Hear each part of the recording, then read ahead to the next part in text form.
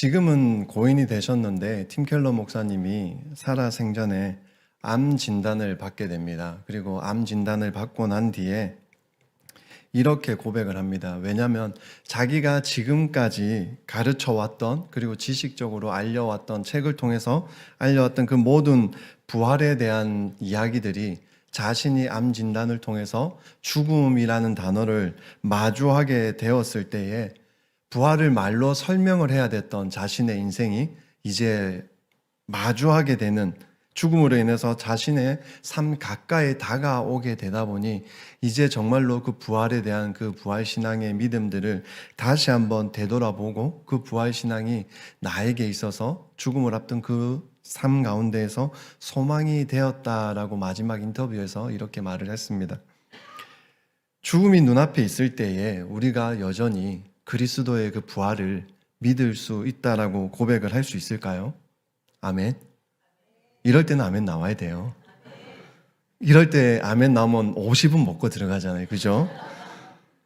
부활하신 예수님이 과연 내 죽음 앞에서 이런 그 다음에 천국 하느님 나라까지 들어갈 때, 그래서 내가 죽음을 마주하고 있는 이 두려움까지도 주님께서 바꾸실 수 있는가? 오늘 우리의 그 신앙은 우리가 알고 있는 신앙의 내용에 대해서 말을 하는 것에서 끝나지 않고 가장 두려운 순간에 우리가 무엇을 붙잡느냐를 통해서 우리는 우리의 신앙을 나타낼 수가 있습니다. 오늘 본문은 창세기 3장입니다. 부활 신앙에 대한 이야기를 할 때에 이 창세기 3장의 이야기가 언급되면 조금 아이러니하다고 할 수 있습니다. 그렇지 않습니까?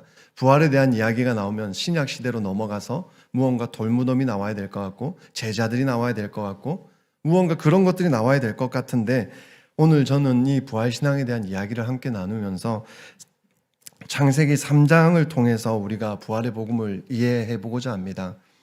부활의 복음을 이해할 때에 이 창세기 3장은 결코 빠질 수가 없습니다. 왜냐하면 예수 그리스도께서 부활하셨던 그 부활의 사건은 신약 시대에 그 갑자기 일어났던 그러한 일들이 아닙니다. 이 부활의 이야기는 최초의 시작점이 어디서부터 시작되느냐? 바로 이 창세 시대부터 시작이 되는 것이죠. 죄를 범해서 그 에덴 동산에 죄가 들어오고 죽음이 시작되었던 그 자리에서부터 이미 하나님께서는 그 우리 모든 인류를 향한 생명의 길을 예비하고 계셨다라는 것입니다. 오늘 본문 말씀 8절에 먼저 보시면은 인간은 숨었다라는 것을 알 수가 있습니다. 그리고 하나님은 찾아오셨다라는 것도 동시에 우리가 발견을 할 수가 있죠. 아담과 하와는 뱀의 말을 듣습니다. 뱀의 말을 듣고 선악을 알게 하는 열매를 먹게 됩니다. 그리고 뱀은 그 열매를 먹게 되면은 너희들의 눈이 밝아져서 누구와 같이 될 것이라고 말을 합니까? 하나님과 같이 될 것이라고 말을 합니다. 그래서 하나님을 떠나면은 너희가 더 자유로울 것이다 라고 말을 하며, 하나님을 떠나면 너희가 이제 비로소 너희들의 멋진 찬란한 인생을 살아갈 것이다 라고 말을 합니다. 그런데 열매를 먹었죠. 어떻게 됐습니까? 그렇게 되었나요? 그들이 먹고 난 뒤에 가장 먼저 발견했던 것은 자유가 아니었습니다. 무엇을 제일 먼저 발견합니까? 벌거벗은 자신의 수치를 제일 먼저 발견합니다. 하나님처럼 되는 그 모습을 본 것이 아니라 감추고 싶은 자신의 그 수치스러움을 제일 먼저 보게 되었다라는 것이죠. 죄라는 것은요, 처음에는 너무나 자유롭게 다가옵니다. 너무나 달콤하게 다가옵니다. 그래서 내가 원하는 대로 하면 행복을 너에게 줄 것이야. 너는 행복하게 살 것이야. 너희가 하나님 말씀대로 살다가 그래 조금 벗어난다고 뭐가 달라지겠냐고. 조금 그 벗어난다고 해도 달라지는 거 없어. 큰일 생기지 않을 거야. 걱정하지 마. 그렇게 속삭입니다. 그런데 그 죄의 결과는 어디에 있습니까? 자유가 아니라 어디에 있었습니까? 수치에 있었죠. 사람을 당당하게, 더 어깨를 펴고 당당하게 나가는 것이 아니라 더 움츠려들고 숨어버리게 만들었다는 겁니다. 오늘 본문 말씀 8절을 보시면은 죄를 범하기 전에는 하나님의 임재가 그들에게 있어서 기쁨이었다라는 것을 알 수 있습니다. 하나님이 나에게 오는 것이 두렵지 않았어요. 도리어 기뻤습니다. 하나님이 나와 함께하는 그런 관계들이 너무나 좋았습니다. 그런데 죄를 범하고 나니까 어떻습니까? 죄를 범하고 나니까 하나님이 나에게 오는 발걸음이 어떻게 됩니까? 두려워지기 시작합니다. 하나님이 달라지셨나요, 그럼? 하나님이 달라지신 것도 아닙니다. 무엇이 달라졌습니까? 인간이 달라진 것이죠. 항상 옆에서 사랑한다고 속삭였던 그 사랑의, 하나님의 그 사랑의 음성이 심판의 음성으로 들리기 시작합니다. 자신을 살리기 위해서 자신에게 주어졌던 그 모든 말씀들이 이제는 자신을 억압하는 것과 같은 말씀으로 받아들여지기 시작합니다. 우리도 마찬가지죠. 우리도 죄를 짓기 시작하면 어떻게 됩니까? 하나님께 가까이 나아가기보다는 어떻게 돼요? 도망가게 되죠. 아닌가요? 하나님께 가까이 나아가야 되는데 이 죄라는 친구 때문에 하나님께 가까이 나아갈 수가 없게 된다는 겁니다. 어떤 사람은 바쁜 일상 속으로 도망가서 숨어버리고 또 어떤 사람은 성공이라는 이름 뒤에 자신을 가두어 버립니다. 그리고 또 어떤 사람은 상처라는 이름을 포장해서 나는 이것 때문에 라고 하면서 상처 뒤에 몰래 숨어버리기도 합니다. 그리고 이렇게 말하죠. 내가 이렇게 된 것은 저 사람 때문입니다. 자신이 가지고 있는 분노와 자신의 그 미움, 자신의 그 악한 감정들을 정당화시키기 시작합니다. 또 어떤 사람들은 종교 뒤에 숨습니다. 예배도 드리고 봉사도 하고 열심히 섬깁니다. 그런데 하나님께 정작 내어놔야 할 무엇을 내려놓지 않습니까? 무엇을 감추어 버립니까? 나의 속 마음들을 감추어 버리기 시작합니다. 그래서 사람들에게 들키지 않으면 괜찮다라고 생각을 하죠. 그래서 하나님을 피해서 숨은 자신은 결국 어떻게 됩니까? 자기 자신에게도 숨어버리게 된다는 겁니다. 무엇을 잘못했는지 모르는 걸까요? 알고 있습니다. 무엇을 잘못했는지 알고 있고 그럼에도 불구하고 모른 척하고 마음이 무너졌음에도 불구하고 괜찮은 척하고 살아갑니다. 척하는 것이죠. 바로 그때입니다. 바로 그때 하나님은 여러분들을 부르십니다. 아담처럼요. 내가 어디 있느냐? 누구야? 너는 지금 어디 있느냐? 라고 부르고 계시다라는 것이죠. 하나님께서 아담의 위치를 모르셨을까요? 결코 모르실 수 없습니다. 하나님은 아담이 지금 나무 뒤에 숨어 있는 것을 알고 계십니다. 그런데 그럼에도 불구하고 왜 질문하셨을까요? 아담아, 너 어디 있니? 라고 왜 질문을 하셨을까요? 아담아, 너가 지금 어디에 서 있느냐? 너는 나와 함께하면 기쁨이 넘치고 평안이 넘치는데 어찌하다가 갑자기 왜 너가 나를 피하게 되었느냐라고. 그리고 너가 지금 그 자리에 가기까지 누구 말을 들었기에 그 자리에까지 가버리게 되었느냐라고 묻고 계신 것이죠. 하나님께서는 죄를 범한 인간이 돌아오기를 멀리서 너 거기서 돌아와 나 기다리고 있을게 그 자리에 서서 이렇게 기다리고 계시지 않았습니다. 먼저 찾아가셨죠. 하나님이 먼저 동산으로 가십니다. 인간은 숨었습니다. 그러나 하나님은 찾아오셨습니다. 인간은 하나님과의 관계를 끊어버렸지만 하나님은 다시 말을 걸어오셨습니다. 이것이 성경 전체를 관통하고 있는 정확한 구원의 방향이라는 겁니다. 우리가 하나님을 먼저 찾은 것이 아닙니다. 하나님께서 우리를 먼저 찾아오신 거죠. 우리가 구원의 길을 만든 겁니까? 아니요. 하나님께서 구원의 길을 창세전부터 미리 열고 계셨다라는 겁니다. 그러면 이 하나님의 질문 앞에 우리는 어떻게 대답을 해야 할까요? 하나님께서 어디 있느냐라고 질문하는 그 질문에 아담은 어떻게 대답합니까? 자신의 죄를 인정하지 않습니다. 하나님이 주셔서 나와 함께 있는 그 여자가 먹으라고 해서 그래서 하나님 내가 먹었습니다. 1차적으로 누구를 탓합니까? 하와를 탓합니다. 그리고 더 깊이 확장시켜 볼까요? 누구를 탓하고 있을까요? 하나님을 탓하고 있습니다. 하와를 준 게 누굽니까? 하나님이 줬잖아요. 하나님이 주셔서 함께 있는 그 여인의 말로 인해서 내가 먹었다라고 돌립니다. 하나님이 이 여인을 주지 않았더라면 나는 먹지 않았을 겁니다라는 하나님에 대한 원망이 2차적으로 포함되어 있는 것이죠. 그리고 여자에게 묻습니다. 너는 왜 그랬느냐? 여자도 책임을 어떻게 합니까? 자기의 잘못을 인정하지 않습니다. 제가 그랬어요. 제가 나를 꼬셔가지고 제가 이렇게 됐어요. 책임을 어떻게 합니까? 돌립니다.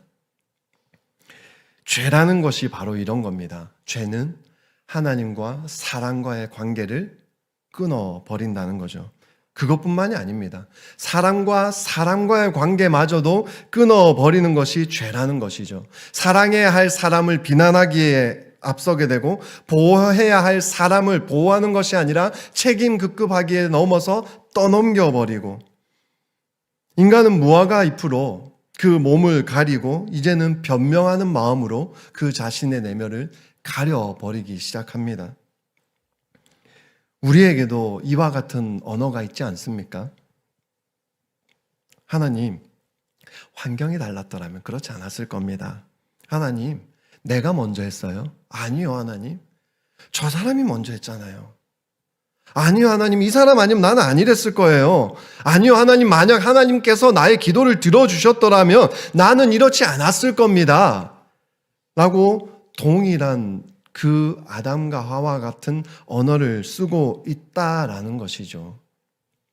물론 우리에게도 실제로 받은 상처들도 많습니다. 억울한 일도 있고요. 다른 사람들의 죄로 인해서 나도 함께 무너지는 부분도 있고요. 다른 사람의 죄로 인해서 내가 함께 무너지는 누구를 탓하겠습니까? 누구를 탓할 수 있을까요? 하나님께서는 아담에게요. 그 죄에 대한 그 부분을 여자로 인해서 왜 잘못하게 된 상황을 설명하라고 말씀하지 않으셨습니다. 우리는 그것을 분명히 발견해야 합니다. 하나님은 뭐라고 하셨냐면요. 찾아오셔서 아담아 너 어디 있니? 라고 물었던 거죠. 그런데 아담은 이런저런 핑계를 대기 시작합니다. 하나님께 돌아오는 길이 다른 사람의 설명하는 데서 시작하고 있는 거죠. 원래 그렇게 시작해서는 안 되는 거죠. 원래는 어떻게 되어야 됩니까? 아담아 어디 있느냐? 하나님 용서하십시오. 내가 당신이 하지 말란 것을 제가 이렇게 했고 제가 미워하지 말란 것을 미워했고요. 제 욕심을 가지지 말란 걸 욕심을 가졌습니다. 하나님 제가 잘못했어요. 하나님 용서해 주십시오라는 이 고백에서 시작되어야 되지 않겠습니까? 아멘. 말씀이 너무 무겁나요? 잘 따라가 보시면 재밌습니다. 우리는 죄를 인정하는 것을 두려워합니다. 왜요? 복음 안에서 죄를 지은 사람은 무언가 버림받을까봐 라는 두려움을 가지기 때문이라는 거죠. 우리가 죄를 짓는다고 버림을 받나요? 버림받지 않습니다. 우리 죄보다 예수 그리스도의 그 은혜가 훨씬 더 크기 때문입니다. 하나님께서는 인간의 죄를 가볍게 여기지는 않습니다. 여자에게는 해산의 고통을 주셨고요. 남자에게는 땀과 수고의 그 결과물을 주셨고요. 땅에는 가시덤불과 엉겅퀴를 내게 하고 인간은 마침내 흙으로 돌아가게 하는 하나님을 떠난 인간에게 무엇이 찾아왔습니까? 죽음이란 단어가 찾아오게 된 것이죠. 하나님은 죄를 미워하시고 하시기 때문에 죄에 대한 결과를 무조건 물어보신다라는 겁니다. 그렇게 볼 때 우리가 두렵죠. 떨리죠. 하나님을 공포심을 가질 수도 있겠죠. 그런데 그런 심판의 말씀 한가운데서 뜻밖의 약속의 말씀이 등장하고 있습니다. 어떤 약속의 말씀입니까? 여자의 후손은 내 머리를 상하게 할 것이고 너는 그의 발꿈치를 상하게 할 것이다 라고 말을 합니다. 인간은 죄를 해결할 능력이 있습니까? 없습니다. 죽음을 이길 수도 없는 존재예요. 그런데 하나님께서는 어떻게 하신다고 하십니까? 여자의 후손을 보내시고 그 여자의 후손으로 인해서 뱀의 머리를 깨뜨리겠다고 약속하셨다라는 겁니다. 중요한 것이 이 약속의 말씀이 아담과 하와가 하나님, 내 죄가 큽니다. 나를 용서해 주십시오라는 회개가 동반된 결과가 아니라는 겁니다. 전적으로 하나님께서 그들에게 주어진 놀라운 은혜라는 것이죠. 그들은 여전히 지금도요, 회개해야 되는데 변명하고 있습니다. 변명하기 급급한 죄 가운데 있는데, 그런데도 불구하고 하나님께서는 그들에게 먼저 무엇을 약속해 주셨습니까? 구원을 약속해 주셨다라는 것이죠. 인간의 회개보다 무엇이 먼저였습니까? 하나님의 그 은혜가 먼저였다라는 것이죠. 이 약속을 따라서 예수 그리스도가 오셨습니다. 예수님께서는 십자가에서 발꿈치를 상하셨죠. 손과 발에 못이 박히시고 가시관을 쓰시고 마침내 하나님 나라로 올라가시게 되죠. 겉으로 보면 이 예수 그리스도의 죽음이 겉으로 볼 때는 사단이 승리한 것처럼 보입니다. 죽음이 그 생명을 삼킨 것만 같이 보여질 수 있습니다. 그런데 그 십자가는 하나님의 구원의 계획이 십자가를 통해서, 그 죽음을 통해서 실패의 자리로 내려간 것이 아니라는 거죠. 그 십자가에서 일어났던 그 사건은 우리의 죄값들이 치러진 사건입니다. 예수 그리스도의 그 죽음으로 인해서 우리의 죄가 사함을 받게 되고, 예수 그리스도는 어떻게 됩니까? 사흘 만에 죽음에서 부활하십니다. 아멘. 십자가가 여자의 후손의 그 발꿈치를 상하게 한 사건이라면, 부활은 여자의 그 후손이 뱀의 머리를 결정적으로 깨뜨린 사건이 되는 것이죠. 보네퍼는 부활에 대해서, 부활의 죽음을 현실을 피하는 이야기가 아니라 실제 죽음 속으로 들어가 죽음을 이기신 하나님의 승리라고 말을 합니다. 부활신앙은요, 아픈데 아프지 않은 척 하는 것이 아닙니다. 죽음이 무서운데, 두려운데 무섭다고, 두렵지 않다고 척하는 것이 아니라는 말입니다. 죽음이 분명히 존재하지만 그것이 마지막 말을 하지 못하도록 믿는 것이 부활 신앙이라는 것을 믿으시는 여러분들이 되시길 바랍니다. 본문에서 아담은 죽음의 선고를 들은 뒤에 아내의 이름을 무엇이라고 짓죠? 하와라고 짓습니다. 하와의 이름은 어디와 연결되어 있는 이름입니까? 생명과 연결되어 있는 이름입니다.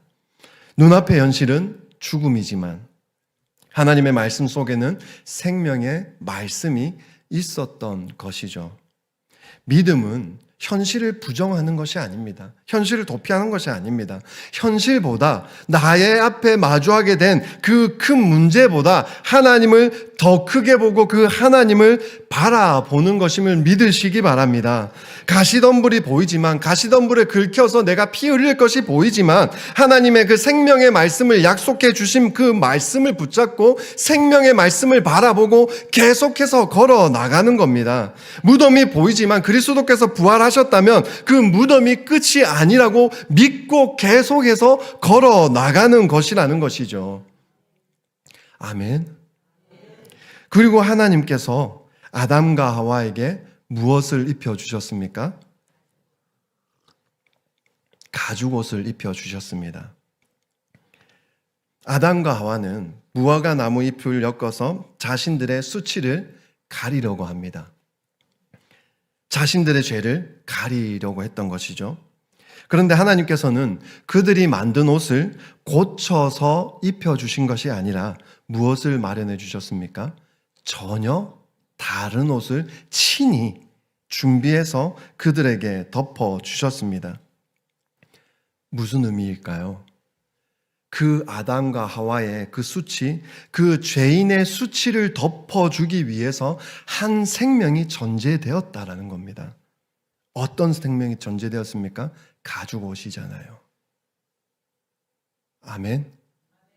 가죽옷을 입혔다라는 것은 한 생명, 그 가죽을 가지고 있는 한 생명이 대신 죽었다라는 겁니다. 이것은 무엇을 의미하는 겁니까? 장차 오실 예수 그리스도, 우리의 죄를 대신해서 장차 오실 그 예수 그리스도를 예표하고 있는 것이죠. 인간이 만든 무화과 나무 잎은 결국 어떻게 됩니까? 마르게 됩니다. 우리의 공로나 우리의 체면이나 우리의 종교적인 열심으로 인해서 우리는 우리의 죄들을 덮어버릴 수가 없습니다. 복음이 더 좋은 무화과 나뭇잎을 만드는 방법도 아니죠. 하나님께서 마련하신 그 예수 그리스도의 의를 입는 것이 아주 좋은 옷을 입는 것이죠. 그렇다면 그 부활하신 예수 그리스도를 믿는 우리는 누구이겠습니까? 여전히 우리는 나무 사이에 숨어서 살아가는 사람들이 아니라는 겁니다. 그리스도의 의를 입은 사람들이라는 거죠.